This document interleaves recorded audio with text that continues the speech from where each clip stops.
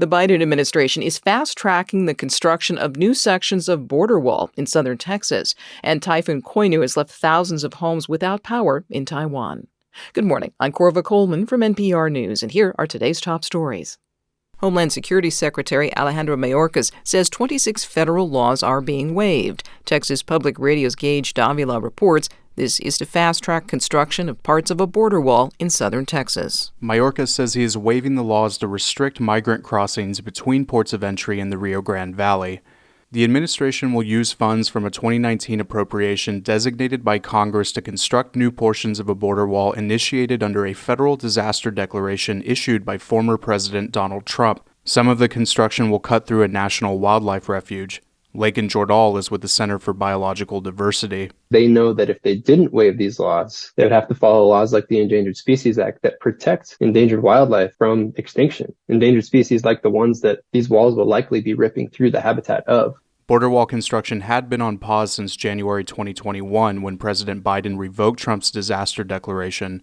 For NPR News, I'm Gage Davila in McAllen, Texas. The campaign to elect a new House Speaker after Kevin McCarthy was voted out of the job is now in full swing. NPR's Deirdre Walsh reports there are two well-known candidates in the race. House Majority Leader Steve Scalise and House Judiciary Committee Chairman Jim Jordan have officially announced they're running for Speaker. Scalise is the number 2 leader now and has served years in Republican leadership. Jordan founded the House Freedom Caucus and is heading up investigations into the Biden administration. Both are conservative. Louisiana Republican Garrett Graves says his party needs to avoid another messy election like the one to elect McCarthy. We need to be coming together and coalescing around a speaker. I don't think we should go do it out there on the House floor like was done in January where we look like a bunch of idiots. A forum for candidates is scheduled for next Tuesday, and House Republicans are slated to vote on Wednesday. Deirdre Walsh, NPR News. Meanwhile, President Biden is worried the upheaval in the House could affect Congress's ability to pass more aid for Ukraine. Biden says he'll give a major speech on aid to Ukraine, but it's not clear when he'll do this. In Taiwan, more than 75,000 homes have lost power as Typhoon Koinu roared past. The typhoon made landfall on the southernmost part of the Asian island. NPR's Emily Feng tells us one person was killed and more than 300 others were injured.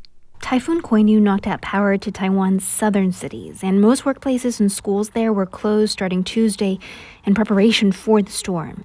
Several highways remain closed due to the debris caused by the storm, which is now headed towards southern China.